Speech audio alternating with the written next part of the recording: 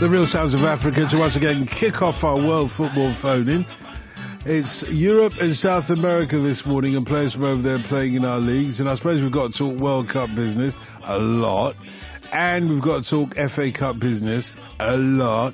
It's entirely up to you which way the world football phone-in goes, because it's about the questions that you have for our experts, who are this morning the Colonel Mina Rzouki, representing Europe. Hello, Mina. Hello, how are you? I'm very well, thanks very much. And not quite over your giggling fit the last time, and social media is still awash with people discovering it for the first time and saying that was radio gold. Here I am. I've trained for years and years and years to be a broadcaster. I never get those kind of compliments. You spontaneously giggle at the end of a program and people are still talking about it a month later. Dear, oh dear. I give up. I tear up all my expertise and my learning and I just give up. That's what about what you called Enrico Sacchi? I think that will live in history forever. Of course it will. Of course it will. Of course it will. Amongst other things. Well, let's bring in Tim Vickery, who once said that Rafael Scheidt would be successful. Well, that was it, wasn't it, Tim, once upon a time? So we can all feel good. Yeah. Are you ganging up on me? No, I'm not ganging up on you. If you're ganging up on me with her, I'm going to throw in Mo Salah. You're getting out with her, but I don't want to do that. I don't want to do that because I'm very pleased to be in harness with the someone I've recently discovered is the world's undisputed, undefeated queen of Instagram, Mina Rzouki. She is. Very good evening to you all. He's challenging me now on Instagram. Yeah, I mean, this little old me who still hasn't had a voice for 2 weeks, you know. And here I've got Tim Vickery shoving topless photos on Instagram and winning the battle. Obviously, I can't do that. well, you can shove topless photographs. Otherwise, I'd be working for different media companies. He likes to show off his hairy chest, doesn't he? Anyway, let's kick off the World Football phone-in. Remember to call... if you'd like to join in, the number to call is 0800 909.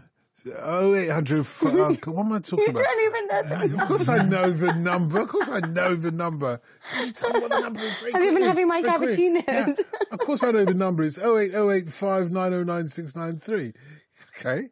What did you think I said? You thought I said 0800? Come on, Mina, you know. Oh, listen again to this, and you'll see. 08085 909 693. Flawless. Yeah? Perfect. Text us on 85058. I can do it with my eyes closed. If I could do it whilst juggling a couple of oranges. I've got a couple of oranges. Now, if you're watching on the webcam, am I lying? I'm doing this as I'm juggling a couple of oranges. 08085 909 693. Text 85058. Email upallnight@bbc.co.uk. It's a couple of oranges. Am I lying? Everybody on the webcam, just confirm it. Thank you very much. Please, I do this standing on my head and doing weights. I mean, you ain't got nothing on me. She's showing off now, isn't she? Okay, there's still time for this World Football phone-in to bring her down to our level. Entirely up to your calls, I'm more like, of course. I bring you down to this terrible level. No, not at all. James in Rochester says, this is a genius World Football phone-in question. With the World Cup coming up and the inevitable penalty shootout heartbreaks ahead, if you were creating the perfect lineup of penalty takers from your region, who would you go for? And with the goalkeeper, of course, as well. Go for the strikers or the penalty takers and the goalkeepers as well. And he says, admit it, that's a pretty awesome question. Shall we admit it? Yeah, we may as well admit it. That's a very good question. It's not a bad one. There's a World Cup going on? I mean, I don't know. Very good, very good. You're on form this morning, Mina. That's good. I know, it's because, I've been on so many pain medications, so I'm all up for it. We expect you to disappear whilst you're gargling water and forgetting that you're taking part in a radio programme very soon in any case. But before you do that... You'll hear the water bottle. Yeah. Before you do that, would you suggest some penalty takers from your regions? Italy, Germany? Anyone and exclusively German. I would not have a Dutch player come anywhere near that lineup. I wouldn't have an Italian or an Englishman. Oh. It would have to be completely German. I feel like they're the most clinical and efficient and perfection. I wish I could have, I don't know, I feel like I would want Keylor Navas. I don't necessarily think he's the world's greatest, but he's not from my region, so I can't choose Keylor Navas. Unless you can call him a Real Madrid, you know. But anyway, I would choose David De Gea as my goalkeeper. Actually, maybe I'll choose a couple of Spanish players. So, no, I'd go with anyone in the German team except for Ozil. And why are Germans so good at taking penalties? Nobody disputes that. You're absolutely right. Is it because they practice it more? They expect to be in a shootout more? Or... No, it's the way that they are. I think that there are certain things that are part of your wiring, like, you know, sometimes when you say feisty, people usually come from this country, or, you know, like, you know, people, I don't know, you know how, like, there are cliches about certain countries? Yeah. For some reason, I feel like the way that Germans are raised, it's like about always staying strong in the moment of pressure. And they teach them that very well at school when it comes to, you know, footballers. Like, the first thing you have to do is just drown out the noise and do your job. That's the most important thing in that moment. You can't focus on yourself or how you're feeling or anything that's going on. Just focus on the ball. And they do that better than anyone else. We had a player in Italy called Montolivo, whose mother is German and father is Italian. And that's why we always used to let him take the penalties, because we figured that he could tap into the German side of him and just stay focused on it. And So converting a penalty is a cultural thing for you? I feel like it's the way that you can be raised to, it's a bit like I don't know, like I remember when we talked about it with Luis Suarez, and he talks about it in his autobiography. If you come from Uruguay, you're trained in strength. If you come from Netherlands, you learn more about technique than everything else, you know? It's just about certain things that I think are raised within the country and how you can tap into those emotions. Italians are very emotional, and that's why you'll feel that they do better when they feel they're under pressure. So if people are, you know, attacking their pride or telling them that they're not good enough, that's when you'll see the very best of them. Otherwise, they're not interested. I feel there are certain moments, or the way that we teach our youngsters in England, for example, that it's more about, you know, taking part in the game, about being a good sportsman, you know, which is perhaps why sometimes our players fail on an emotional level at the very highest point, because they're not used to that kind of pressure. Or they struggle with that pressure with all the scrutiny as well, because the world's media is in English, so they read more of it and are exposed to more of it. But it's just, I do think it's a cultural thing. And I think when it comes to even certain jobs in which you'll find, like even in a banking structure, a lot of banks, or let's say the ones I worked with, Germans were the predominantly, so many of them working within the bank, but the creative roles were always filled by Italians, you know, like the head of Goldman Sachs, or the head of, because they're better at maybe thinking outside the box, but Germans are better at getting clinical efficiency and doing the job done. And that's where it's like cliche, depending on your countries, but they've always tended to work in football as well. That's a really fascinating analysis, actually, both of the sort of social and historical and cultural references. People think this is just a game of kicking a ball about, but it has more resonance than that, doesn't it? It really does. And by the way, the BBC Reality Check asked the question last year, are England terrible at penalty shootouts? And the verdict was, yes, England are terrible at penalty shootouts, and the senior men's team has the worst record in the world. We'll come on to maybe why in just a second or two, because again, that might have cultural resonance. But what about in your region, Tim? Who would you trust to take a penalty, and who would you trust to save one? Well, I've been in the stadium once where Germany lost a penalty shootout, which was the final of the last Olympics. The man who had to step up and take the winning penalty, the decisive penalty, was Neymar, and he took it perfectly. So he's going in, no doubt about it. He's going in, and we're having a couple of Uruguayans as well. We'll have both Suarez and Cavani. Messi, perhaps. The stats show that left-footers miss many more penalties than right-footers. Really? The stats are almost overwhelming on this. It's more predictable which side they're going to go. It's part of the mystery of being left-footed. The goalkeeper can usually work out that the left-footer is going to go with his natural side, which means that he's hitting it to the goalkeeper's left, and the goalkeeper, and he's ready to go there. He's seen it, because so much of it is the goalkeeper judging the right side. So we've got 4 penalty takers there. To save them, I think from the current crop, you'd have to go with Alisson of Roma. But I agree with Mina's cultural points. I remember talking in depth about this with Paul Breitner, who won the World Cup with Germany in '74, and it was just how much, he was really drilling home to me, how much the Germans are brought up to win. But there's a point here which I think is important, and that's preparation. I always thought, when England got knocked out of the '98 World Cup on penalties, and Glenn Hoddle was the coach, and he said afterwards that, we hadn't trained them. It's not worth training them because you can't reproduce the pressure. And I thought, well, if you take that to its extreme, it's not worth training anything because you can't produce the pressure. It's difficult to produce the absolute pressure of a game situation in training. So if you accept the logic of it's not worth training penalties, then it's almost not worth training anything. I thought it was a silly thing to say.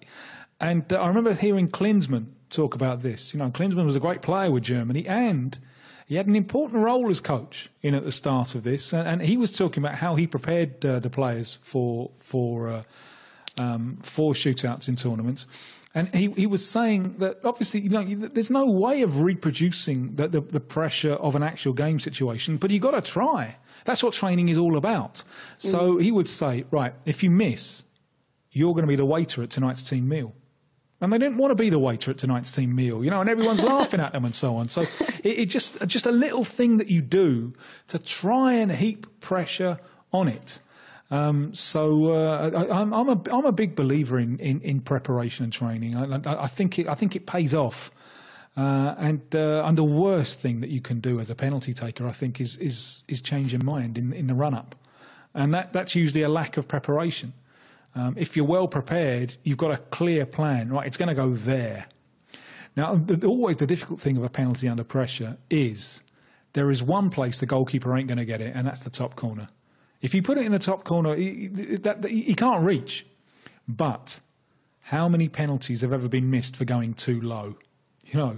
The risk is if you go top corner and you under pressure, you just calibrate it just a little bit wrong. That's over the bar, and that will never happen to a low penalty.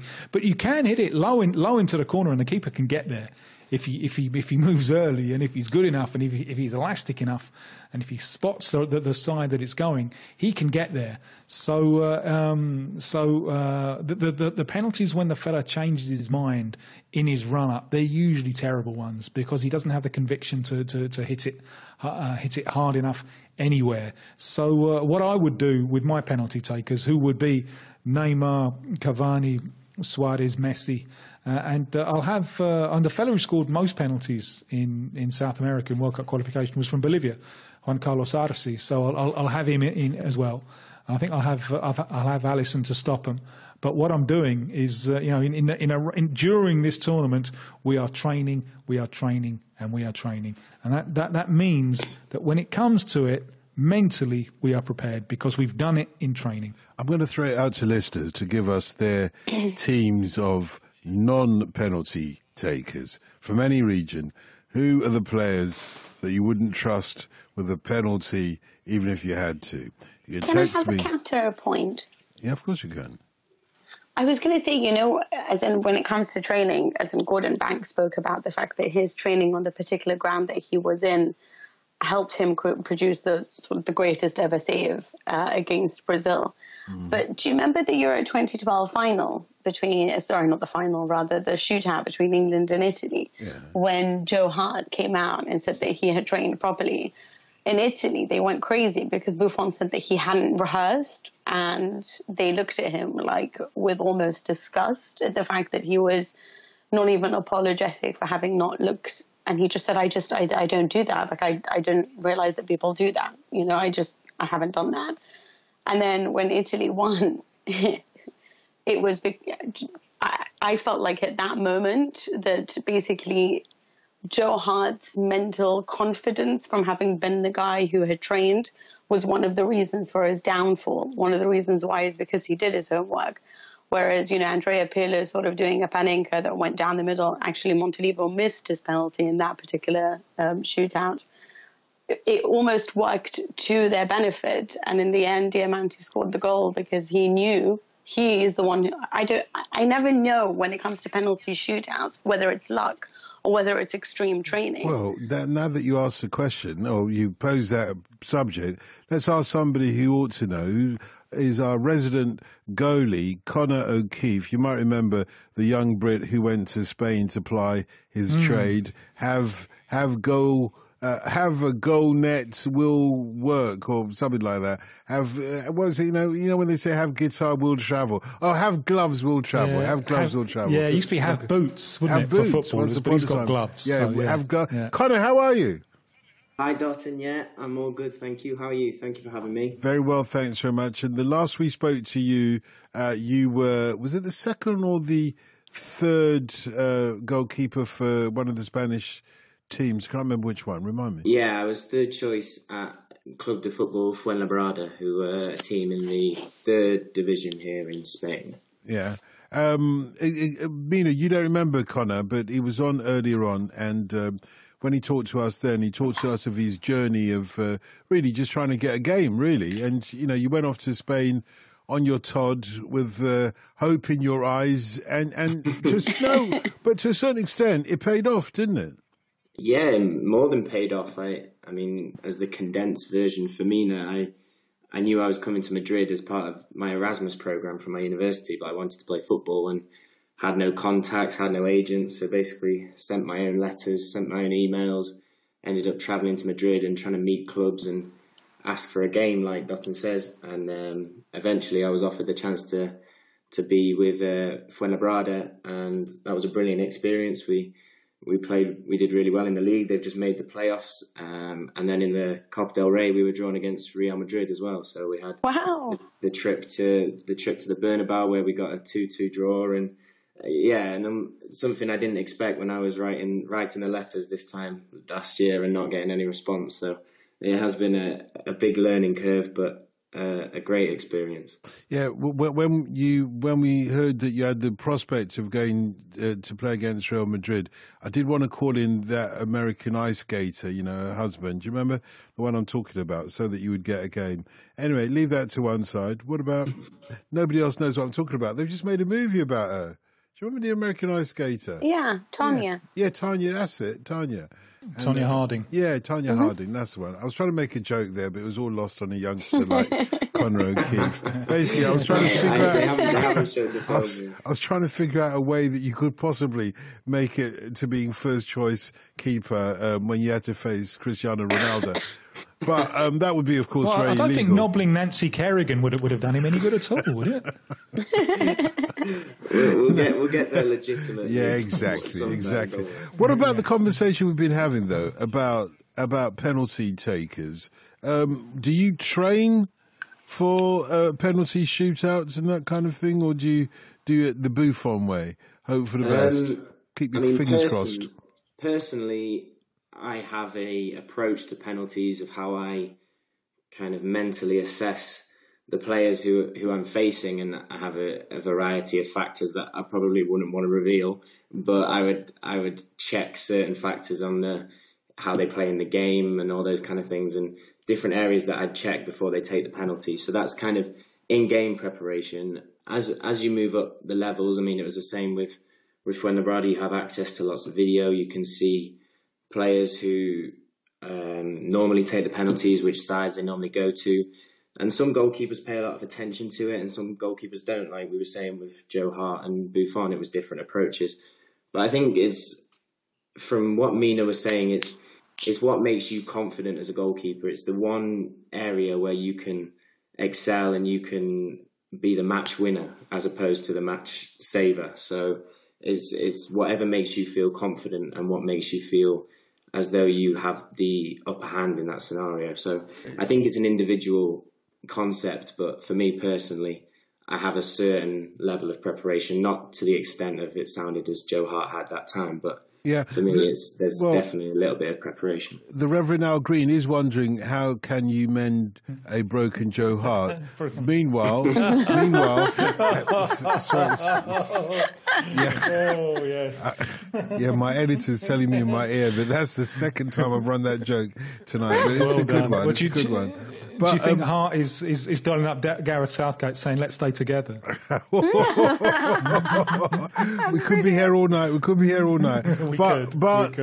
Conor, Gareth Southgate has gone for Jack Butland, Jordan Pickford and Nick Pope. Out of those three goalkeepers for England, for the England World Cup squad, which is the one you would pick to take a penalty in a shootout? Oh, to save a penalty? Yeah, to save.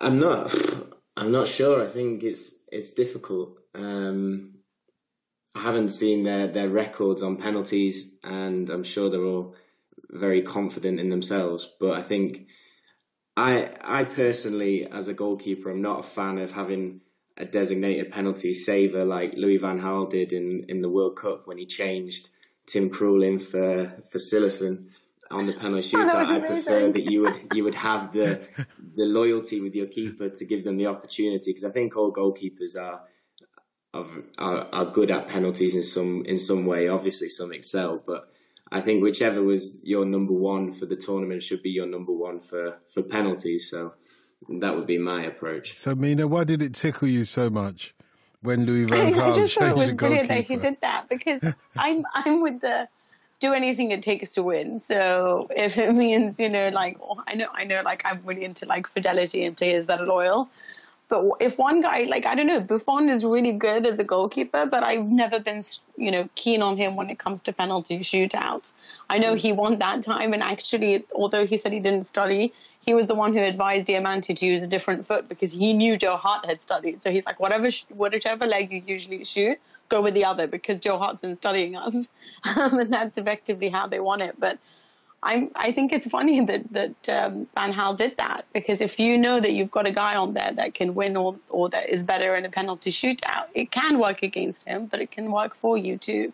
So I would definitely make that change, as long as it didn't cause mental damage to my first choice keeper. Okay, Conor. Yeah, and I mean, it was definitely a risk, and I think Cillessen actually did have another penalty shootout in the following round, and that was when Holland went out because they weren't successful in the shootout. So whether that had any effect on Cillessen, I don't know. But I think there is a huge element of luck to penalty shootouts, whatever people say. And I've seen smaller keepers be brilliant at saving penalties, bigger keepers, stronger keepers, thinner keepers. There isn't really a kind of biographical dimension to a penalty saving keeper. So it's difficult, but obviously the manager's call. So it worked that time, I think. Okay, which of these England strikers would you rather not face a penalty from, so that we can work out who the penalty takers should be should England have a penalty shootout? Harry Kane or Jamie Vardy? I think it would be more difficult to face one from Jamie Vardy, just because I get the impression he would absolutely leather it. You're right. Whether it would be any kind of technical approach or positioning or placement, my theory would be he would just strike it as hard as he could. It could go anywhere. You couldn't really read it from his run-up. It would be fast. I think Kane's taken a lot of penalties. You could probably look at whereabouts he favours when placing the penalty, but I think Vardy would just knock the spots off it, and it would be very difficult to read. So you'd have to guess and hope, I think. That's interesting, isn't it, Tim? You think to yourself, the last thing you want to do when you take a penalty shootout is just to leather it. But I think Conor's absolutely right. That is the way Jamie Vardy would do it. And I wonder what more pressure that brings onto a goalie, in a way that, this might hurt for one thing. Stay still, perhaps. Stay still. Yeah. Maybe. Stay still, because you're not going to be able to save it either way. I mean, it's funny because you look at Karius did that for Harry Kane in the Liverpool-Tottenham game. He stayed still, he stayed down the middle, and he was right. And it takes a lot of bravery from the goalkeeper to stand still, because if it is placed to the side, it looks slightly more foolish than if you go the wrong way for some reason. I'm not quite sure. But if you do stand still and you guess it right, then that's that's a brave choice from a goalkeeper's part. The moment you mention Liverpool, we have to bring our resident Scouser from Egypt, Marwan in Alexandria, is with us. Hello, Marwan. Hello, Dotun. How are you? I'm very well, thanks very much. Liverpool, you're die-in-the-wool Scouser. You've never been to Liverpool yet, but you'll be watching the Champions League final, won't you? Yeah, I will. I can't wait to see. It's 1 week feels so far away. I want to tap in now, actually. And every time I walk alone, I think in my own, I imagine it's winning, and I don't know, is it good or bad? Because if we lost, I would be devastated. I don't know. But do you not know that there's a royal wedding happening tomorrow? What are you talking about a week away? Yeah, I know, but I know, but I actually don't care. To be honest, I only care about Liverpool. Thank you for being frank with us. Thank you for being very frank with us. I didn't mean it, but no, you did. I'm not into this. You stick to your guns, actually. Yeah. And you want to ask the opinions pundits about what? So I want to ask about teams versus individuals. First things first, I want to tell Mina that I love her podcast, the European Leagues, and I love actually Rafa saying I want you to tell him that I love him. Thank you. Second thing, Conor, hang on, did you want to tell Tim that you love him? Just that you love him? Yeah, I really loved him. I'm proud that I hit him every week, and I saw him tonight on my Twitter, and I was happy. I follow him on Twitter. I'm proud to hear Tim, actually. Okay, I'm just checking what kind of love it was, but yeah, go on. Yeah. And second, Conor, I watched the funeral product. I think the return leg or the second leg of Real Madrid and Conor O'Keefe, because you mentioned it early in the season. I was devastated that it didn't see on the team center, I guess. But I wanted to see Conor O'Keefe when you mentioned it. But what was the question again about individuals versus teams? You said versus teams. Yeah, I think some pundits play down that. The team are the star, not the individual, sometimes. So sometimes they say, like, for example, Mo Salah made Liverpool great, or Cristiano Ronaldo, or Messi, or Iniesta, or any individual. But I think good teams makes who actually should be the star. So for me, like, a small example, I think Liverpool, as a team, as a well-jammed machine, is incredible. They don't have the best, maybe the best in every position of players like Real Madrid or Bayern Munich, but I think they are one of the best teams this season. You see, in the other hand, Chelsea, who won the league last year and looked like a really, really good team last year. This year, they're struggling. They are not as good as a team like last year. I think they lost it because they were challenged. They start losing. They wasn't as good as last season, so they were challenged and they weren't up to that challenge. I think a lot of pundits say that individuals like Mo Salah, especially, he's playing really well, but they say he made Liverpool great. Yeah. He's scoring the goals. He takes the credit. But, so is it the individual or the team then? Hold that thought, Marwan, because every single time you mention Mo, what's his name again, Mina?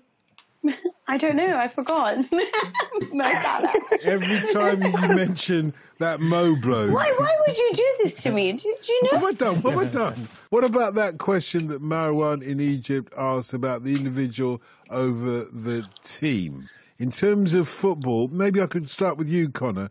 In terms of playing for a football team, there will always be individuals who are maybe bigger than the rest of the squad rather than the team, if you see what I mean.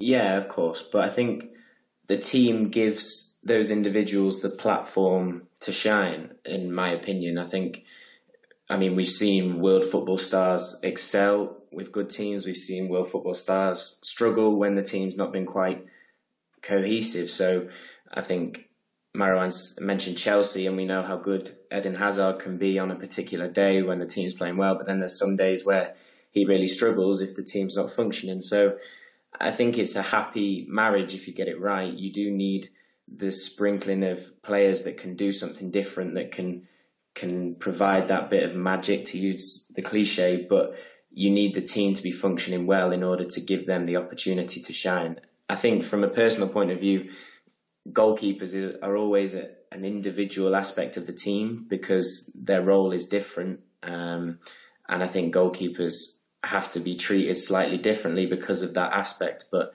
again, it's the same concept. The team needs to be working well in order for those individuals, and especially goalkeepers, to kind of stand out and show their abilities. Tim, if I'm not wrong, you've said in the past that the individual, the person who's able to convert the goals, is the most important person in the team. No, I don't think so. I think so I'm with Conor. I think that the stars shine when the collective balance of the team is correct. And you can make a comparison here, I think, with cinema. You know, the greatest actor in the world can look an absolute chump if the film is badly directed and badly edited. Football is a collective sport. There are lots of little individual moments, but all right, your man who puts the ball in the net, if there's no service for him, he's not going to score a goal. If he's a small striker who relies on service behind the defensive line, he's not going to score many goals if they just pump in aimless crosses towards him. So it all depends, I think, on the collective functioning of the team. So when the balance of the team is correct, the stars will shine. If you're relying on your stars to get you out of trouble, then there's something wrong. How about you, Mina? I mean, let's face it, if you have some stars, which they often do in some of the leagues that you follow, some big stars representing the team, they do overshadow, an average team, don't they? Wouldn't you rather have a big star with an average team where they will get the service and everything else than a no star at all for, an average team? What? Okay. You don't understand my language. I'll say it again. As long as they're all defending, she's happy. I see. That's exactly what I care about. No, listen, I'm always going to believe that the collective is more important than the individual. It's exactly what Conor and Tim are saying, that if you don't have players who understand how the greatest individual operates, if you don't have a good coach, if you don't have all of the units within working, then it doesn't matter. I think that's always been the problem with. But what's important when you build a team is getting the balance right. That doesn't necessarily mean buying the very best players and putting them all in position and going, and then getting the best coach and being like, all right, let's go. It's about finding the balance within the side. But I do think there are certain individuals, and I will name Messi and Ronaldo, who do so much for their side that it almost seems like they're the only thing that's important. And while, of course, there would be no Madrid without Sergio Ramos, shoving his foot down and scaring so many of the opponents forwards that no one ever dares attack Real Madrid in a Champions League game, Ronaldo has really made them tick. Ronaldo is the difference on an emotional level, on a physical level, on the pitch, and his clinical efficiency. He does make the difference. But again, he needs Benzema to work and sacrifice for him in certain moments. He needs others to keep looking for him. But he and Messi are the best in the world because they know how to carry the team on the back when the team is not performing. And they are so good at what they do that when Messi wasn't available against Levante, he wasn't available. He just wasn't played against Levante. The team lost their first ever match in the league this season. Without Ronaldo, I'm not sure whether Real Madrid would have won the finals. There are certain individuals that I just think that without their presence, a team is somewhat reduced in its level. But without the rest of the unit making and doing their jobs and sacrificing, then then there's no win for just one person.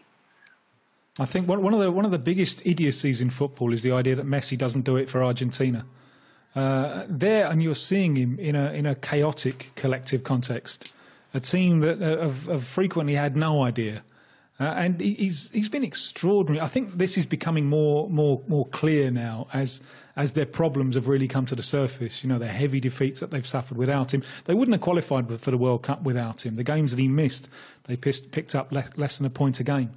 He's an extraordinary talented player who has been dragging Argentina. You know, with Argentina, you see him out of that collective context of Barcelona, and even there, you know, even you put him in with 11 strangers, and he's still doing astonishing things. But when we're talking about the likes of Messi and Ronaldo, we're talking about people who have sustained success for an extraordinary period of time, extraordinary players that we've been very, very privileged to enjoy over this length of time. And I think they're almost like the exception that proves the rule, because they're so good that they can individually tip the balance more than the vast majority even of great players. Yeah. But what do you say about Messi missing 3 finals? I mean, do you understand sometimes? Like, I don't, obviously, it's not his fault that Argentina lost 3 finals in a row. But isn't there a part of us that wonders would Ronaldo have lost 3 in a row? Well, perhaps. I mean, but then again, in a comparison with Maradona and Messi, you know, Maradona had Burruchaga and Messi has had Higuain.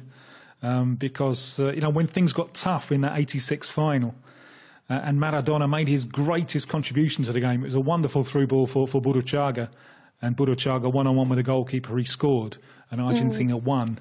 Now, Higuain, in those 3 finals, Higuain had opportunities, some of them laid on for him by Messi, not all of them, but some of them laid on for him by Messi, and he missed them all.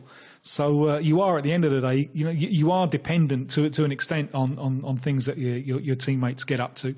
And also, I think that there's been a big problem in all of these finals, which has been the problem of the contemporary tournament, which is at the end of the season, players really running on empty, and Messi really running on empty, and that's been really picked up by the Argentine coaching staff as a problem to avoid this time round. And the biggest hope that Argentina have, and Sampaoli, the coach, is really going to have to earn his money now. We're going to see if he really is as good as some people say he is, if he can set up a team in a slightly different manner from the way that he's usually set up his teams. But the big hope is that with the Spanish title wrapped up relatively early, and with Barcelona out of the Champions League at the quarter-final stage for the 3rd consecutive year, the big hope is that Messi goes to this World Cup, almost certainly his last at his peak. He goes to this World Cup with plenty of gas in the tank. I think that's the hope that Argentina are clinging to. Conor, who's going to win it, the World Cup? There's a strong point of view here in Spain that they're looking very tough to beat. I think if you look at the Argentina game, like Tim says, Messi wasn't playing and they were torn apart here by Spain. And the squad that they have is very strong. I think if you look at France and you look at some of the players that have missed out at France, Lacazette isn't going, Martial isn't going. There's some huge players that haven't been included in that French squad because of the quality they have. I think it's very difficult to call before a World Cup. It depends on the form of the teams as they go through the rounds. But I think Spain will be there or thereabouts come the end of it, in my opinion. Mm. Ali in Ireland. Hello, how are you? Hello, how are you? I'm all right, thanks very much. And a Ramadan Mubarak to you also. Yeah, thank you. It's the second day. I'm up, have about half an hour left to get as much food in as possible before fasting starts again. Well, I don't want to waste your eating time on us, you know. So tell me, first of all, who do you think is going to win the World Cup from what you've seen of the squads and everything so far?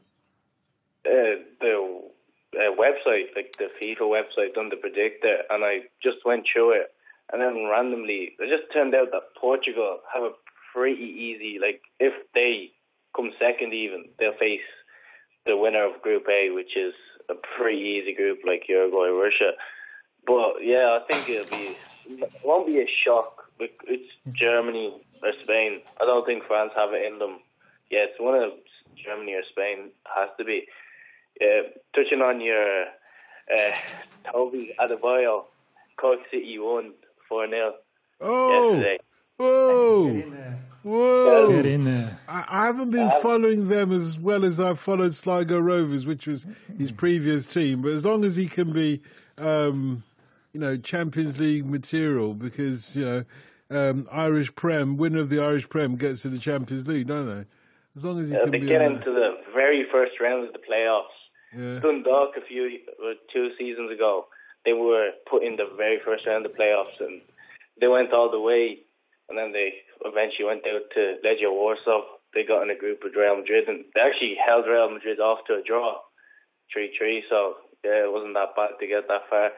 But yeah, question for Tim: like, is TJ that loyal, or could it backfire, like him taking players that aren't like worthy, in my opinion, of positions like Wagner, few others, especially in the defence side, when he could have easily taken Alexandro and David Luiz. And a question for Mina: like, have you been keeping up with the under-17 Euros?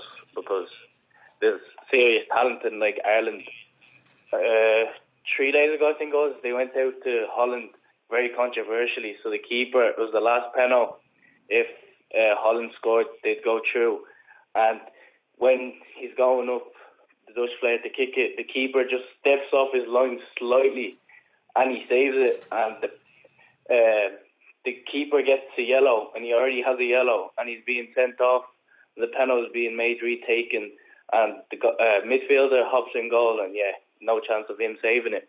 And I went in, and yeah, it's meant to be fair playing, underage tournaments and all that. But first of all, if it is being retaken, I don't think he should have been handed the yellow. But have you seen the incident? Like, yeah, I mean, I haven't. No, I haven't seen the incident. I know that there was someone was talking about a scandal, but to be honest, I haven't kept up with the under-17. But getting sent off in that kind of tournament would be heartbreaking. It was certainly sounds like a dramatic finale. So what were you saying about the fact that you don't think that he should have gotten a second yellow? Yeah, like the thing that's even worse about it is the main choice goalkeeper for Ireland had an injury, so they had to go to the underage group, and this keeper was the youngest in the team by far. He's never played with this first team before, and yeah, he's just thrown into the mix. He had a decent game until that point, and then yeah, it was the last penalty. The Irish missed their first penalty, and they just went back and forth. They scored.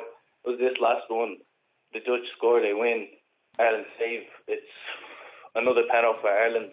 They scored at sudden death, and yeah, he just steps off his line. But the thing that baffles me as well, that the referee told the Dutch keeper twice. He gave him 2 warnings about coming off his line, but the Irish keeper done it once, and he got his yellow, and he already had a yellow for time wasting. It wasn't really it's a lack of consistency, really. It's a lack of consistency from the referees. If I might just ask Conor on that question, you see that a lot with goalkeepers coming off their lines for a penalty, and they often get away with it as well. Does it make any difference if you're able to come off your line just before the penalty is taken? Are you more likely to save it? Obviously, you somewhat, the percentages of narrowing the gap is greater, isn't it? But first of all, I saw the incident, and in my opinion, it was incredible. I have no idea why the referee booked him. Like you say, it was a very slight step off of the line, and as you say, the Dutch keeper had almost had a bigger jump off the line and nothing was done. So, and it was a brilliant save as well. So the poor lad was heartbroken. You could see afterwards when he was sent off. But to give him the second yellow card, I think was really unfair. And to give him the second chance and to retake the penalty was probably the textbook way to do it. But I think he went way too far to give him the second yellow. But on your point, Dotun, I think if you attack the ball on the angle, kind of using geometrics and maths, if you attack the ball on an angle with a save, you are more likely to keep it out the goal. You'll cover less area, but if you go completely laterally along the line and touch the ball, it's more likely to still go in if it isn't a strong hand or a strong save. If you attack it on the angle, even a slight touch, you have more chance of keeping it out the goal. So that's why the goalkeepers will try their best to gain every inch to move forward or to attack the ball when they dive, not just in penalties, but in general. So that's the reason why. But it is a slight risk, but I've never seen you get a goalkeeper be booked for stepping off the line before. It's never happened to me. So that was a freak incident, in my opinion. But It is something goalkeepers do, and the majority of the time you get away with it, really. It's same as players encroaching during penalties. That happens all the time, and that's very rarely punished. So I think on that scenario, it was very harsh, and the poor lad, it was unjust, I think, for him. Yeah, and Tim, what about Ali's question about the Brazil World Cup squad? If he's being too loyal to his defence, well, I think he's blasted a hole in his own argument as soon as he mentioned David Luiz. Please, when Brazil play a back four, David Luiz cannot play a back four. He can't. So there is no place for David Luiz in the Brazil squad, rightly so. And Brazil have been defending very nicely, thank you. And they played 12 World Cup qualifiers under Chichi. They conceded 3 goals, 10 wins, 2 draws. The last 3 games have all been clean sheets against England, Russia and Germany. On away soil. So they're doing something right defensively. Would all of the choices have been my choices? Probably not. Let's go through them. He perms 3 centre-backs from 2. For most of the qualification campaign, the centre-backs were Marquinhos of Paris Saint-Germain and Miranda of Inter Milan. Miranda should have gone to the last World Cup. I think he's no nonsense. Marquinhos, for me, is the future captain of the national team, and he's a very, very classy defender. Seems to be coming under pressure now from Thiago Silva, who the coach thinks is better constructing, better at bringing the ball out and initiating moves from deep. But it's a lovely problem to have. What I wouldn't have done is gone for the 4th centre-back with another veteran, because from 4 centre-backs he's now got 3 who are well into their 30s. And for a team that want to defend high, I don't think that's the right solution. But you're under enormous pressure to call up domestically based players in Brazil. So they've gone for Jeromel of Grêmio, who's been in magnificent form for Grêmio. I don't think he's quite at the level, but when I say that on Brazilian TV, I get threatened with being lynched because they really want to see domestically based players in the squad. The fullbacks, it's a fascinating position for Brazil because, well, they start off. Daniel Alves is injured, obviously, and that's a big loss because he's very, very constructive. He's also a key voice of leadership in the dressing room. He's one of the few voices that Neymar actually listens to. So you're losing him. You're losing an important leadership voice. He's gone with Danilo of Man City and Fagner of Corinthians, with Danilo starting off with a slight advantage. I would have gone with if you excuse the pretension, I would have gone for Rafinha of Bayern Munich, who I think is better than either of those two. He could well balance that out if you ask the right back to play a more defensive game. That frees Marcelo on the left to get forward more, because it means that the defensive midfielder has to look one side and not both sides. And I was a little bit worried about the 2 attacking fullbacks and the space that they give, especially against teams like Spain and Germany, who keep possession well in midfield. So Marcelo is the first choice right back. Ali there mentioned Alexandro left out. He's just missed out to Felipe Luiz, who has convinced the coaching staff that he's fit. He's come back very, very quickly. May have rushed it. We will see. Of the 2, of Felipe Luiz of Atletico Madrid and Alexandro of Juventus, I think Felipe Luiz is the better defensively. Since you've got Marcelo, who is an attacking left-back, who's not a great defender, I think it's probably a wise decision.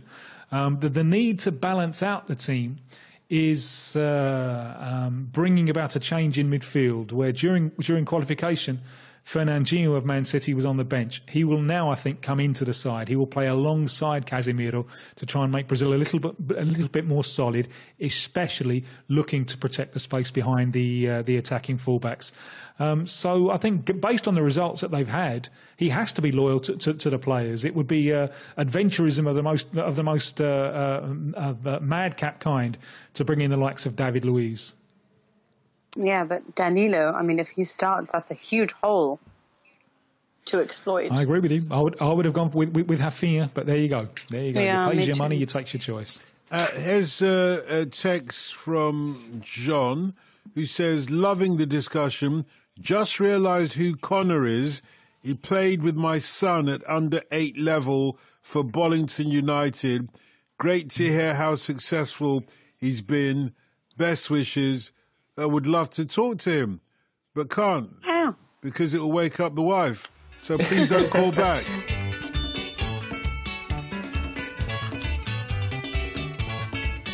You've got so many questions coming in. Let's talk about you playing for the under-8s team, as I was saying a moment ago. What do you remember about that, Conor? Well, Bollington United was my local team, really, in Cheshire, in England, and yeah, I remember it was a big pitch. We were playing the Leverside pitches when we were tiny kids, so there was lots of running around chasing the ball. I was playing for Crewe Alexandra in the academy as a goalkeeper. And so for Bollington, I didn't want to play in goal because I was playing in goal all the time. So I played centre midfield, and it was a team full of all my mates. And yeah, it was a great time. Really, really good memories of playing for them and playing in centre midfield, which was a nice contributor to my goalkeeping game. Now I found out as I got older. So yeah, great memories of Bollington. Well, they have memories of you, clearly, if they're listening to this programme and texting in about when you were of their parish, as it were. This is from Sean in Anglesey. He says, can you ask Tim, Mina and Conor, Tottenham have some big players at some big countries going to Russia with all the talk of money at Spurs. Has the World Cup come at a bad time for Tottenham? Let's take Mina first. What do you mean to come as a bad time? Well, in terms of the big players will be featured on the world stage, and they may... as in being sold? Being tapped, and they may not return to Tottenham when the big money flashes in front of their face. I think that's what he means. Or perhaps being burnt out and not being at their best next season, as so often happens with players who go to tournaments. Yeah, we can look at it like that as well, but it's more likely to be the first option, though, isn't it, Tim? Well, Tim, you're the Tottenham fan. You're the Tottenham fan. That's why we want. Started off. That's why we want an impartial. I did find actually. I just found declaring yesterday. Declaring interest. Well, I'm going to declare one.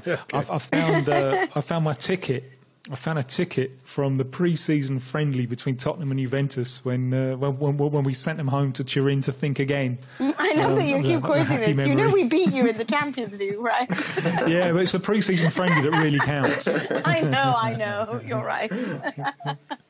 So, no, I think this needs an impartial view, so I'll hand over to Mina and Conor. Okay. Sorry.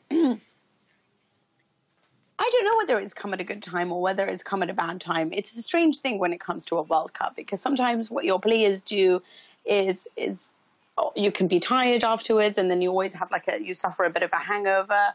That has happened. I mean, Real Madrid always complain about these types of things in the beginning, and some of them are very burnt out, and the very best are then put on the transfer market with the big teams looking at who performed. But at the end of the day, it could also be hugely inspirational if you do well.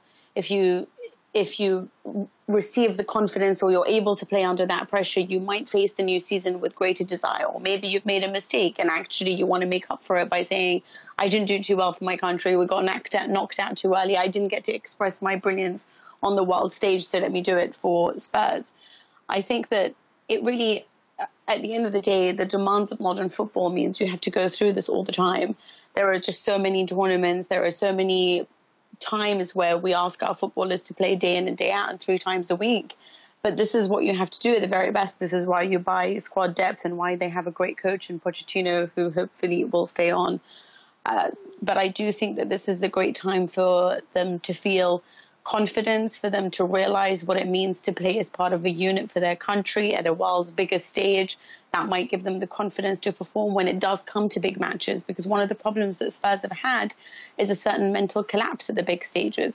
Perhaps if one of those guys ends up reaching the final or at least the semi-final with their team, then it will provide as motivation and inspiration going forward, so that when the tough times come, they've been there before, they understand. It's building experience through experiences at these tournaments that you really create players and create men that can help you push forward. It's about them trying to hold on to their best players, but we know they're tough when it comes to bargaining, and we know they'll try their best to keep their players, but if they don't, it's okay. New ones will come through and they'll develop them just as well. Club versus country, Conor. Club versus country. Which is it? No, I agree with Mina's point. They can have strong benefits on both sides if you perform well in both scenarios. I think the World Cup always throws up 1 or 2 players who stand out, and managed to get big moves as a result of their World Cup performances. I think if you look back at 2014, obviously James was a big standout, but also Ochoa for Mexico. Lots of goalkeepers got moves from that tournament. But I think the way that Tottenham is structured as a club, they are going through a transition with the new stadium and trying to keep hold of this team that is performing so well, and Pochettino is doing such a good job. But you only have to look at players like Kyle Walker who have left and achieved success on and off the pitch as a result of that move.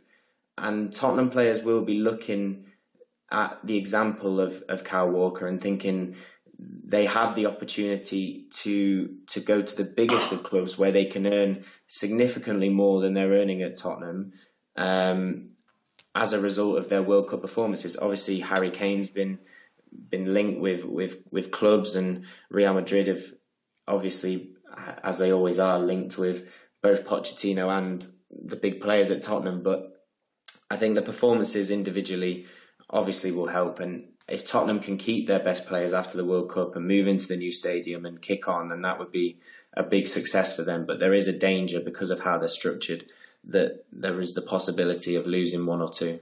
The reason why I was asking you in particular about country or club or country is because it's a real dilemma, isn't it? If you say it's club, which is what you're pursuing at the moment, and Gareth Southgate is listening, then he rules you out of any future England squad. If you say it's country and your employers in Spain are listening, they'll think, well, stuff you, mate, after all the chances we've given you. Do you know what I mean? So what is it, club or country? Yeah, I think as a player, it would, speaking personally, it would be an honour to represent your country at any level. And as a player, you love playing football. That's why you got into the business. And if you have the opportunity to play football, you will go and play football. That's my honest opinion. Others might have a different view, but you will always try and perform your best and excel for both your country and your club. I think once you get down into the nitty-gritty, I think it's important to represent your country at major tournaments, because the opportunity to do so is very few and far between. So from a personal point of view, going forward, if I have the opportunity to represent my country, which would be a dream, that would be something that I would always do with pride. So I think it's different for different players, but for me personally, to represent your country is the highest honour in football, but you would want to excel at both. Bill is go on. Do you remember the first thing that we spoke about when we were talking about shootouts and who you would choose, and we started talking about different countries and how they're born and raised and developed depending on where they're from? Yeah. Your question was very English. Club or country? It's very English. What, you don't ask that kind of questions in Europe and elsewhere? Really? Depends. It depends. No, absolutely not. The country is first. You don't even ask that question. No one cares about playing for the very best team unless you can play and represent your country. Surely that's the very best. But the difference is that England has the best league, right? It's the Premier League. So at times, I wonder whether there's been a problem as to whether they'd rather represent their club at the very highest level than perhaps playing for England. You see, in Africa, if we talk about Africa, many of the players play in Europe because the African leagues, not entirely, have been decimated, not least by the following of people to the Premier League on television and otherwise. Always struck by the fact that when Five Live sent me and some of my colleagues to Nigeria and Ghana during the 2010 World Cup in South Africa, we were doing the more kind of social and cultural stories from Lagos and Accra. And we couldn't find anybody in Lagos who wore any of the local team shirts. They wore Chelsea shirts and Liverpool shirts and whatever. Nobody even remembered who won the Nigerian league the previous year. It was shocking. But in that kind of atmosphere, the idea of club or country doesn't even make sense as a question, because it will be club every time if you're playing in Europe, and it will be country every time if you're playing in Nigeria, because the local leagues aren't. But elsewhere, I'd have thought it was. But what about, like, let's say it's Mikel, yeah, So wouldn't it be let me perform as best as I could during my time when I was at Chelsea so that I can make the Nigerian squad? Yeah, no, he wants to play in the Nigerian squad as well. But if you asked him if it was club over country, I think he'd have to take club. Not least because the Nigerian National Federation didn't quite treat the players from over there with respect. No, in a Nigerian context they would. But, in Nigeria, all the sort of cultural and historical contexts are that you have to respect your seniors, whether they're wrong or not. You have to respect your seniors. Whereas a player over here would say, "Well, hang on a second, I'm not playing for that for that manager. He's rubbish." You can't say that about the Nigerian coach, whether he's rubbish or not. You're supposed to respect your seniors. I don't know if that fits into the thinking of a player that's played over in Europe for a long time. How interesting. It is, actually. So Bill is in Jersey City, USA. Hello. Good morning, everybody. How's everybody doing? Well, I think we're all doing fine. Thank you for asking. Living large. Yeah, well, Tim is. The rest of us are living small, but, we're getting on with it. Great. I have a question for Tim about two players who've moved, two players from Argentina who are linked with my hometown club, New York Red Bulls. The first is Kaku Gamara, who came to New York from Huracan back in February. And this week, the media here in New York was reporting that Kaku was considering making a one-time switch from Argentina to Paraguay.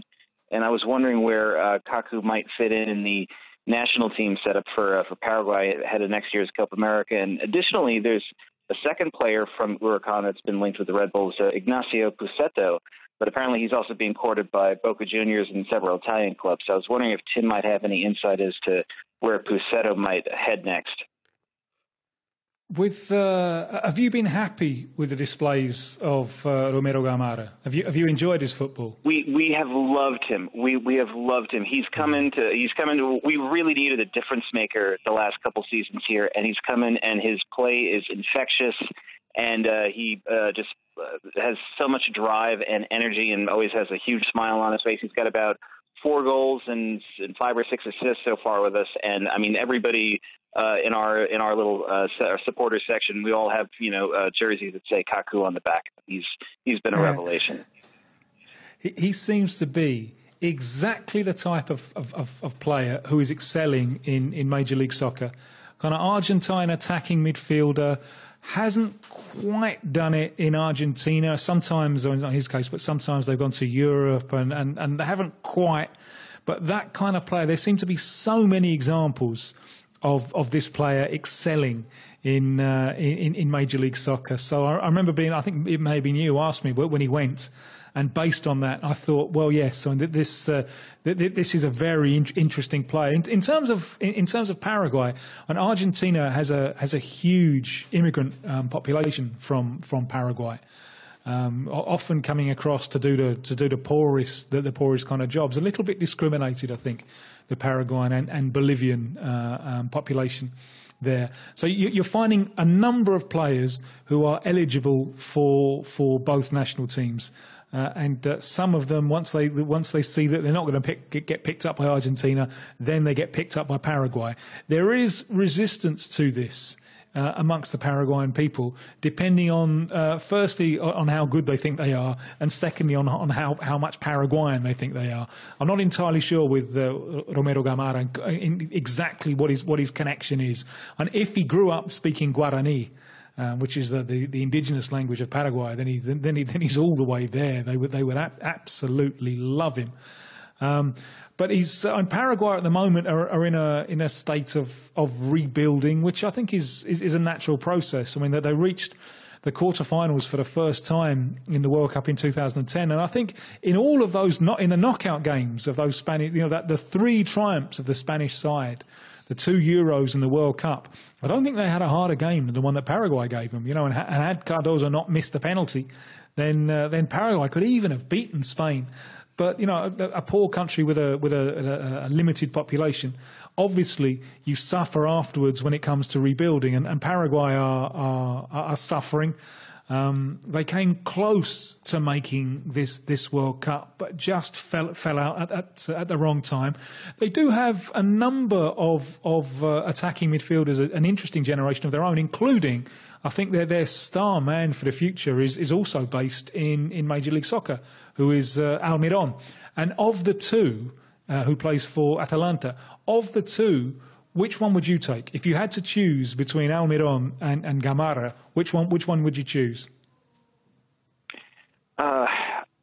Amazingly enough, the two of them face each other this Sunday night. The Red Bulls play down in Atlanta. The two play together. If I had to take one, I would take Kaku, because I don't know how long Almiron is going to stay in Major League Soccer. I think that he certainly has suitors across the Atlantic that might want him, and I think Kaku still maybe he has to put in 1 or 2 more years here before he heads someplace else, especially when you have an apparatus like the Red Bull soccer empire that a lot of us think especially Kaku might be the first sort of move of them to kind of use this club here in New York as sort of a way station for South Americans before they move them over to one of their clubs over in Europe. It sounds like an admission from you that you think Almiron's got more future. So if you're Paraguay, you're going to go with Almiron and maybe not with Gamara. But it's a nice problem to have. So anyway, and if Gamara does throw in his lot with Paraguay, he might struggle to get in the team. The other player you mentioned, Pusetto, is a strong right winger. As you say, that there are other clubs are interested. But MLS is becoming a big draw now for Argentine talent, and so if I could just ask you about another one who's gone to one of your rivals, who's gone to New York City, the Paraguayan Jesus Medina with the left foot. How's he started? How's he bedded in? He's played very good for New York City. Of course, the one game that the Red Bulls played against New York City, we beat them 4-0. But he's played very well for them, and he's definitely been, that team has gotten a lot better since they kind of cut some of the, sort of retirement league players that they had before. They had they'd had Frank Lampard and they'd had Andrea Pirlo, and all of a sudden now they've lost it. They still have David Villa, who plays like he's still in his 20s. But no, Medina's been a great addition for New York City across the river, much to my chagrin. So this seems to be an excellent model for MLS. Pick up South American talent young, develop it, maybe sell it on, but if you can keep it, all the better, because you're going to benefit from this. I wouldn't have predicted this a few years ago, but MLS, especially amongst Argentine talent, is becoming a desired destination. Yeah, Bill, thanks. Appreciate that. Now, it's a big day for Chelsea and Manchester United as they face each other in the FA Cup final later on. Thousands of people will fill Wembley with millions more watching around the world.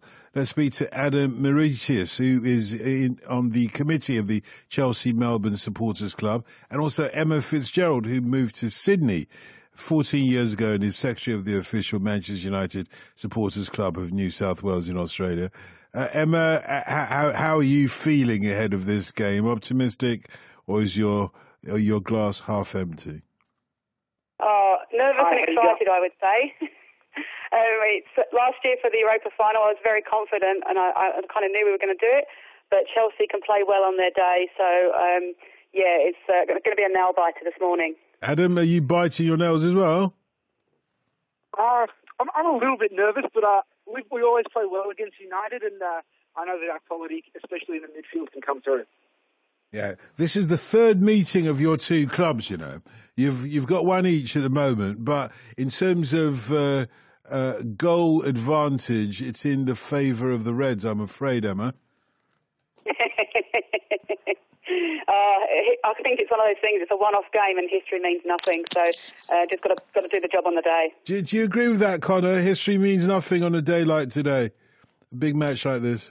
I think the history between United and Chelsea is quite independent as well. It's always been a very tight game, whichever side. United have struggled to win at Stamford Bridge, but they've been able to beat Chelsea the last few times at Old Trafford. So it's in the balance, I think.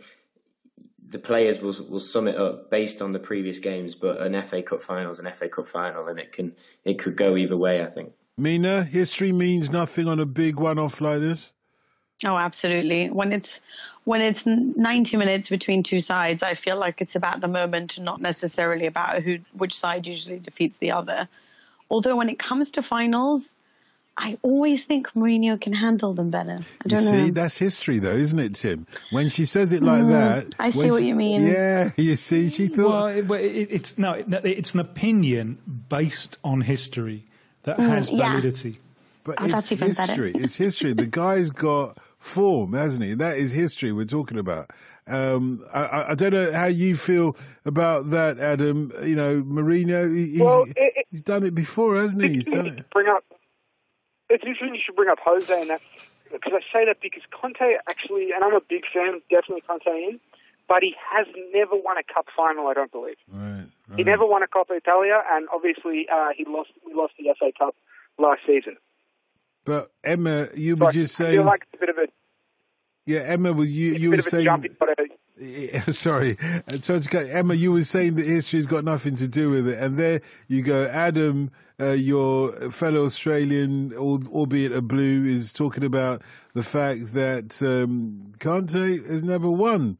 He's never won a FA Cup. That's history. You heard what Mina was saying as well. True.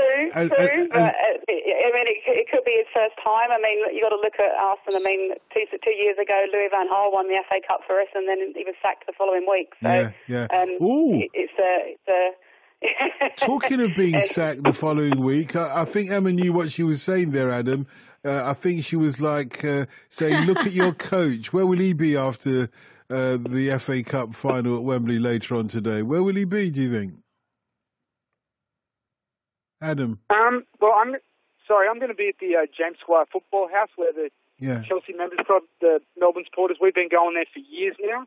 Last year, I'd say we had about 300 people there, and I'm assuming we're going to be there again. That's great. That kind of number, I should say, again. Yeah. And on top of that, I believe sometimes the Manchester United club come there, but they're not going to be there tonight, which is great. Sure. Well, can I just say something? Yeah, of course you can. Yeah. Conte won the Supercoppa, if that means anything. Not the Coppa Italia, but the Supercoppa. Yeah, he's won that, but that's just a one-off kind of thing. That's a one-off. Glorified non-title. You know I'm not that much of a fan. Means nothing. It means nothing. Yeah, I'm not much of a fan of it. But Adam, where do you think Antonio Conte will be on Sunday morning? Will he be back in Italy on a one-way ticket or not?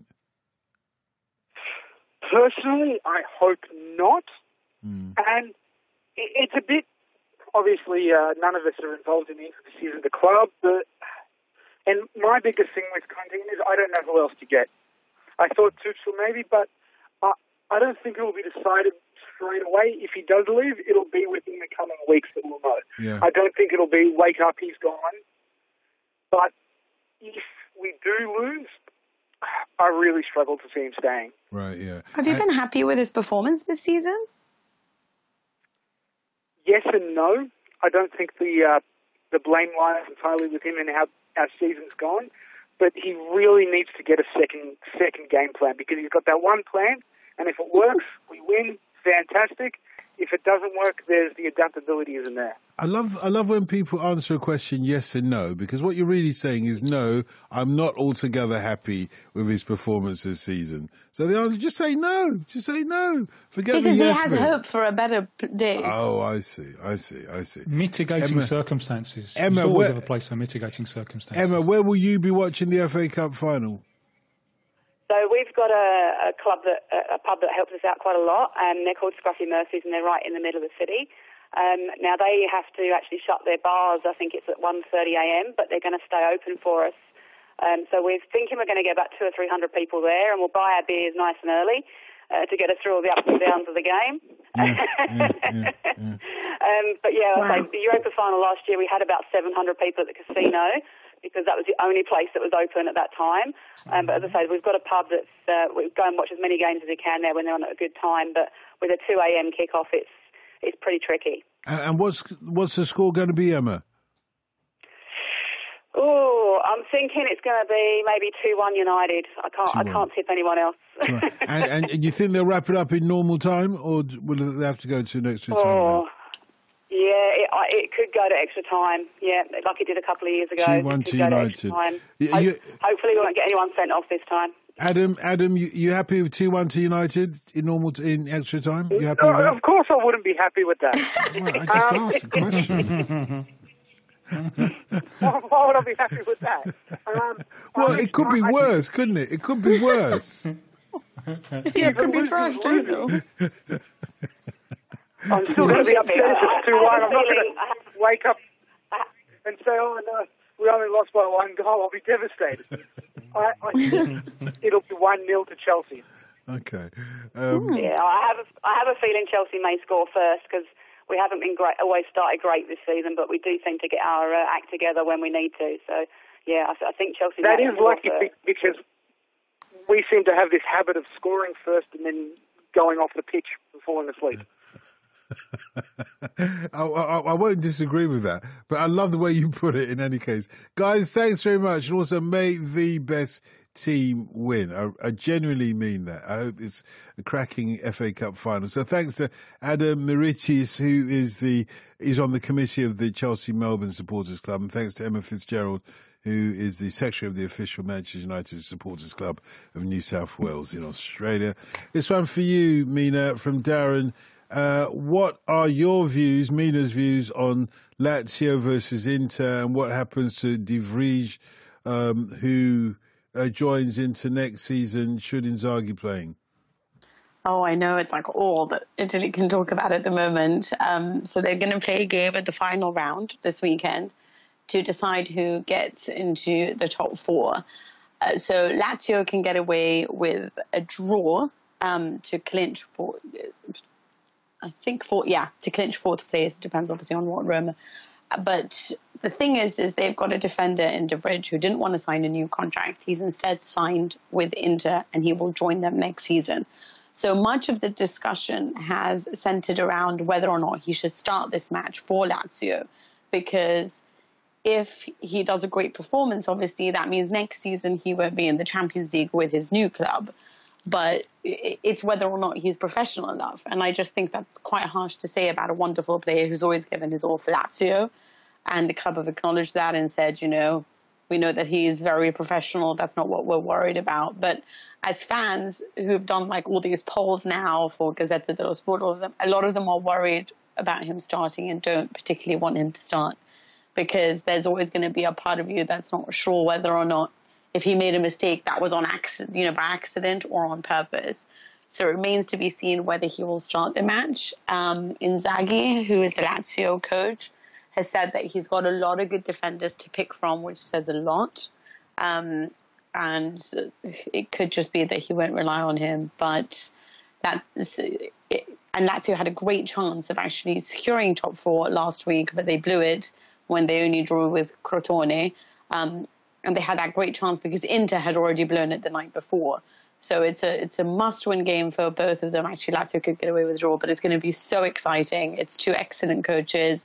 The future of Italian football versus Spalletti, Inter's coach, who's been such a brilliant coach for so many years.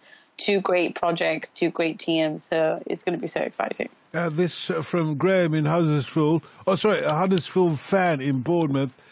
Just a quick question for the Legendino. If you get time on tonight's show, there's rumours that young Argentine defender Lisandro Migalan of Boca Juniors may be on his way to Huddersfield or Ajax. Could Tim shed any light on this? He's been listening to the podcast, by the way, for 10 years, but can't ring in as I start work at 6 a.m. But thanks for the show. Yeah, Magazine, I've seen these rumours with Huddersfield. It's a bit of a change. Boca Juniors to Huddersfield. Boca Juniors are Argentina's champions and probably, though River Plate fans will dispute, is probably the most popular team in the country. And Huddersfield probably should be the most popular team in England after avoiding relegation. But it's a big change from one end of the table to the other. He's kind of mid-20s now. He's been around a little while, had perhaps an exaggerated opinion earlier in his career, and it's taken him a while to find himself. I do like him, although I tend to the view that one of the hardest positions to adapt these days for a South American crossing the Atlantic is centre-back. So it is a huge step up, and not all are capable of it. Why is that, culturally or otherwise?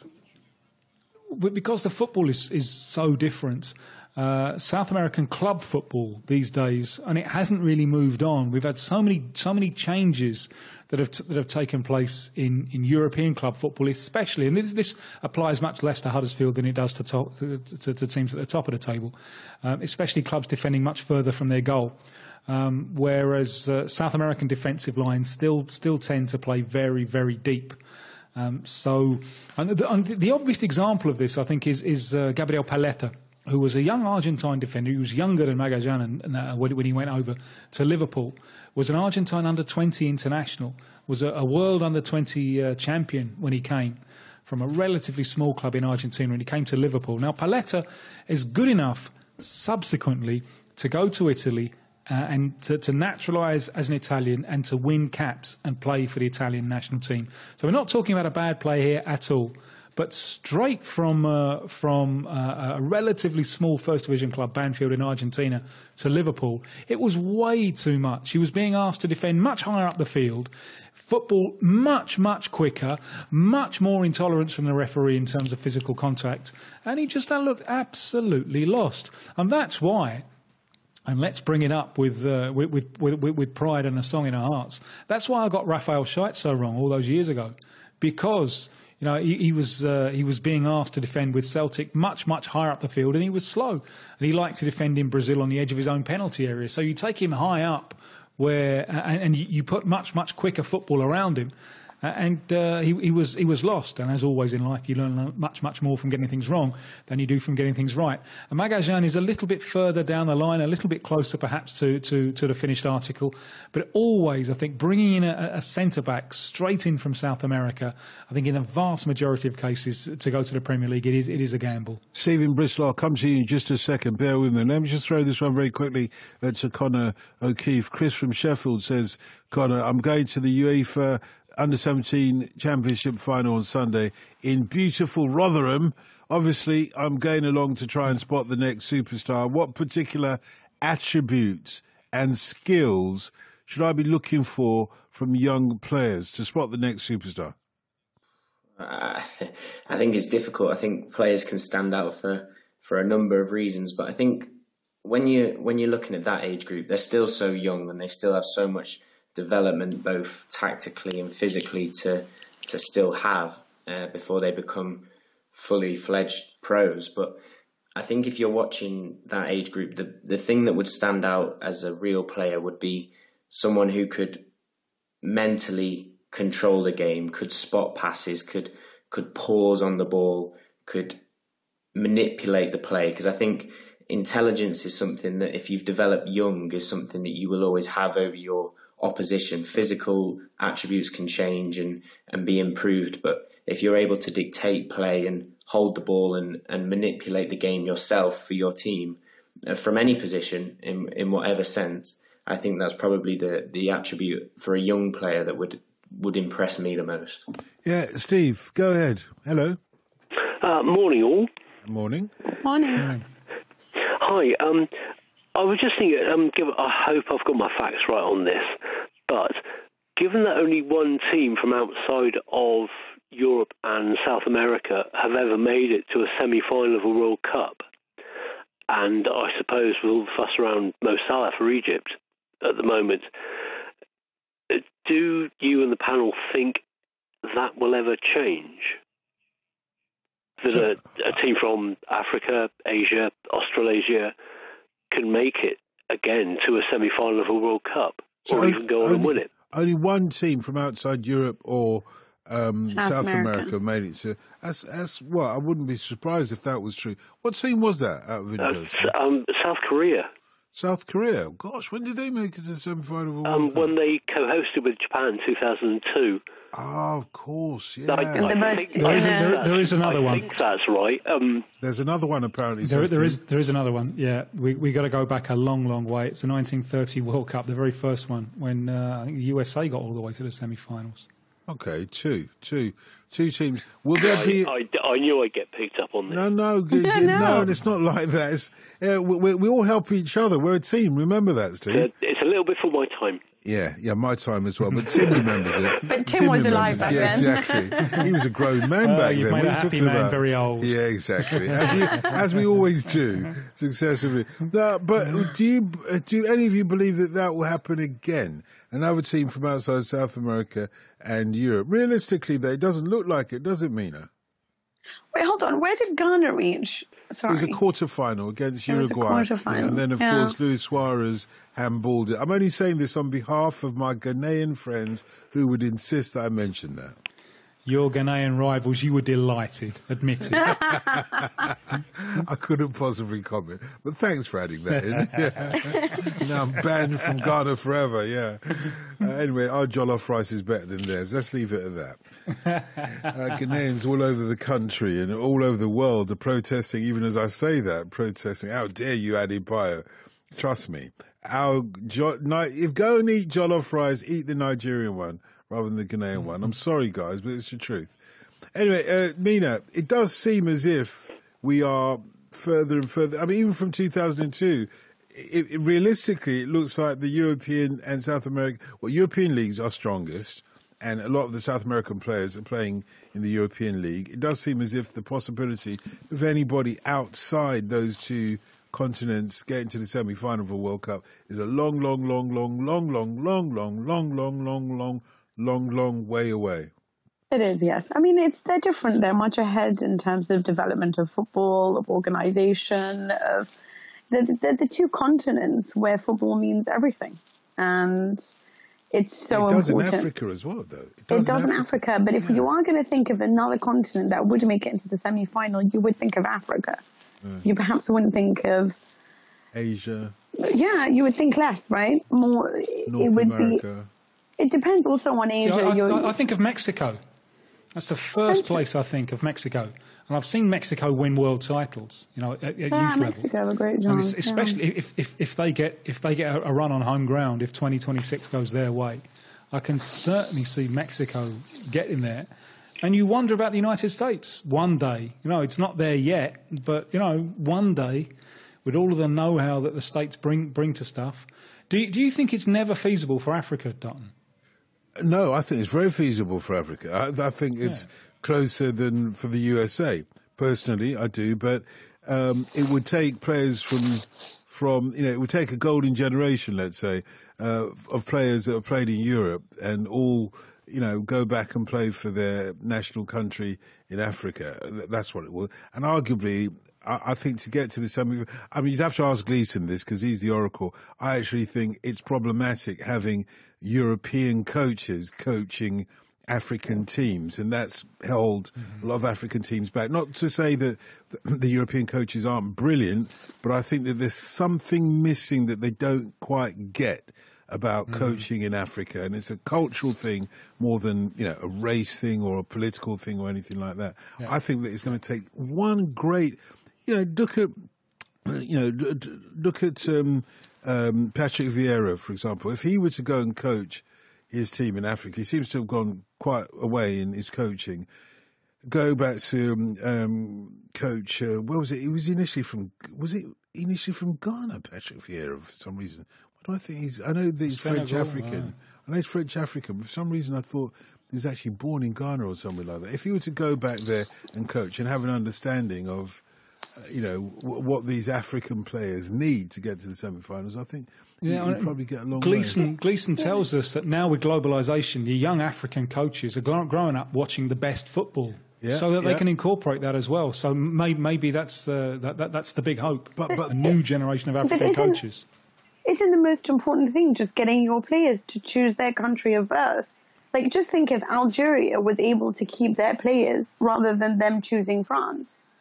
Like, imagine they had Karim Benzema and they had, isn't Nasri as well Algerian from originally? And Zinedine Zidane. Just it's about teams. Or what about if Germany's Mesut Ozil and Gundogan had stuck with Turkey and chosen Turkey? Would they not have given Turkey a huge ability or at least improve their ability to do something special in the World Cup? But so many of these countries so many of these stars sometimes go to the country where they've developed or where they're playing for, because that's the one that has more of a chance of winning a World Cup.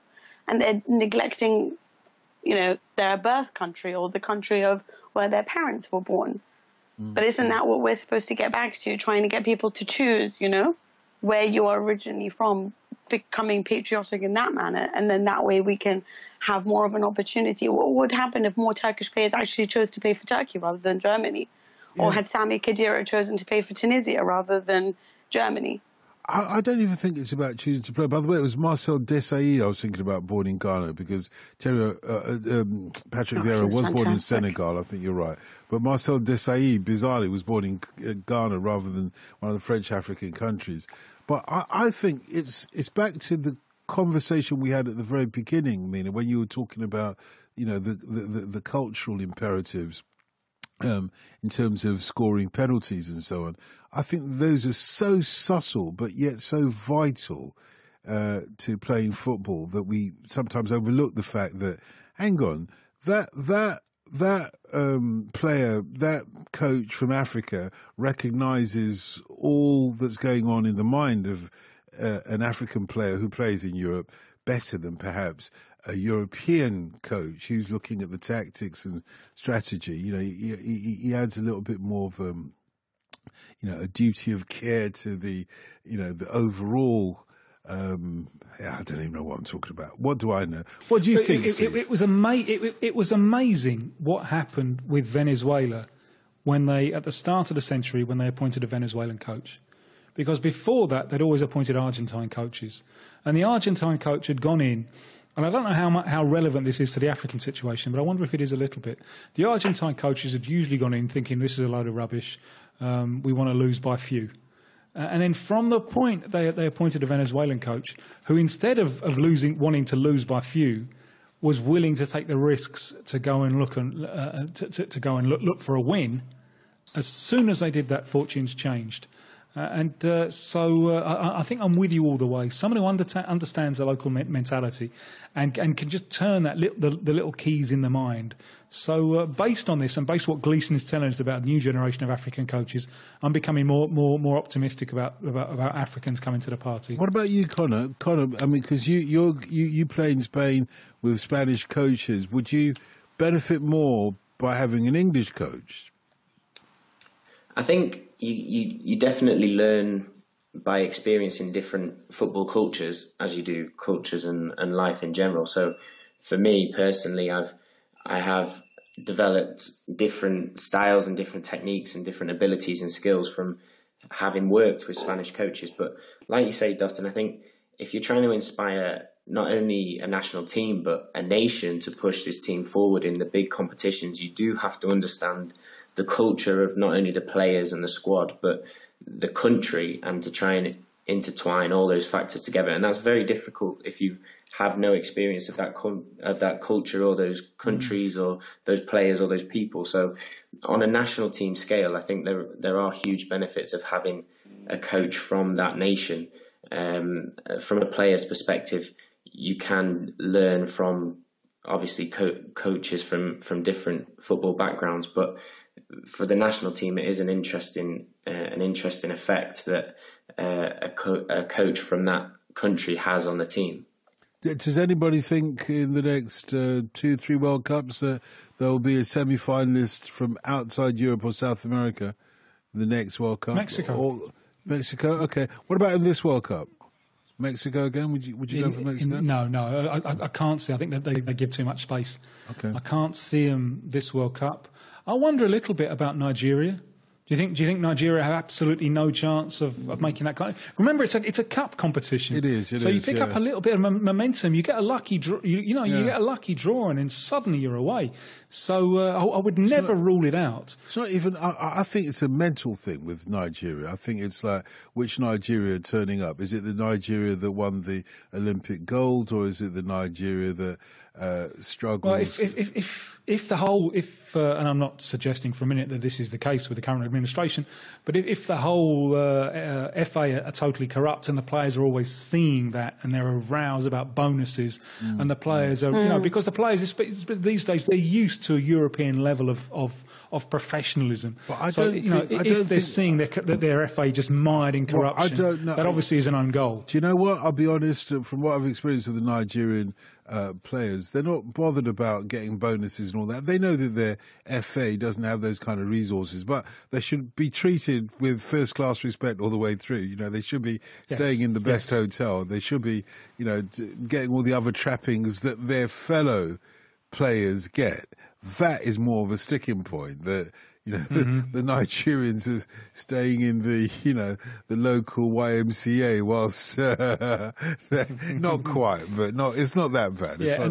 And the directors are in the 5-star hotel, and that kind of thing kills off a team. Don't do that. That would cheese off. And I was going to use a stronger word, cheese off the supporters. Never mind the. But Gleeson is telling us that Nigeria looked better organised off the field this time around. I know. Don't jinx it, sit back and enjoy Just don't jinx it. David Hemel says, I'll be travelling to Buenos Aires in mid-June. Are there any good games to see this time of year? And as an Englishman, is it safe? It's the World Cup. Yeah. It's the World Cup, So, but it will be fantastic watching the World Cup with that's interesting. Yeah, no, it's a fantastic place to watch a World Cup because the passion for it is it safe for an English? Well, my experience there is, when I go and I open my mouth, they all look at me and they say, they assume that I'm Brazilian. And then say, no, well, I live in Brazil and I'm actually English. And I always think that will give them 2 reasons to hate me. But I've been amazed always at how well I've been treated. And the first time I went there was in 1996, which is not that long after our 2 countries went to war. And people they were just desperate to come and talk to me. And unfortunately, they wanted to talk a lot about Iron Maiden, which it wasn't a subject to which I could contribute a great deal, frankly. Yeah. But I was amazed by how pro-English they were. Do they pronounce it like the Swedes, Iron Maiden? Yeah, a little bit like that. Irony Maiden. I always used to tell them it was Irony Maiden. Very irony. Yeah. Okay. Does anyone here have anything to say about the Scottish Cup that's going on later on today? Anybody want to say anything on that? Nay. Okay. Holly from Ireland. Holly from Ireland says, I don't know the rules of football and I've never watched a match. Okay. I did athletics for years and it was always an honour to represent my country. This is a country versus club thing. And it did not affect my commitment to my club. And in any sport, you should always respect your seniors. That's the Nigerian way, isn't it? Do you see what I mean? And Robin in Edinburgh says, stop purveying the myth that international is the highest level. Champions League is way above the World Cup, obviously. All national teams... In terms of level of play, there's no doubt about that. But of course, when you're playing for the national team, that feeling, it perhaps varies a little bit from country to country, but that feeling of representing so many people can be so strong and so powerful. Yeah. You can ask any player how many trophies has Lionel Messi lifted or Ronaldo, but ask them, what's one thing they would love more than anything else? It's the World Cup. It's something to do. It's an act of patriotism. It's the highest honor. It's one of the most difficult things to achieve because it's once every 4 years. You have a chance every year in the Champions League if you're part of a good club. You have a chance all the time. I'm not suggesting that nobody north of the border will be watching the royal wedding, but Celtic do kick off against Motherwell in the Scottish FA Cup at 3 p.m. Who's likely to win that? Conor first. Well, I think obviously Celtic have been very, very strong for the last few years and have dominated in the league. But again, same as the FA Cup argument on a cup final, we've seen that Celtic have been beaten by smaller clubs in inverted commas. So I think on the day, anything is possible in the cup final, and I'm sure Motherwell will be even more motivated because it's Celtic and because they have the opportunity to to win the cup against them. So I think a betting man would go with Celtic, but Tim, it would be an interesting game. Tim, very quickly in a sentence. I'm with Conor. Yeah, you're with Conor. And Mina, just to get you laughing again, they do say that Scottish football is better than the Italian football. Discuss. That's not going to make me laugh. I'm just going to get mad. Go on, laugh. We insist. You won't like her when she's angry. BBC 5 Live.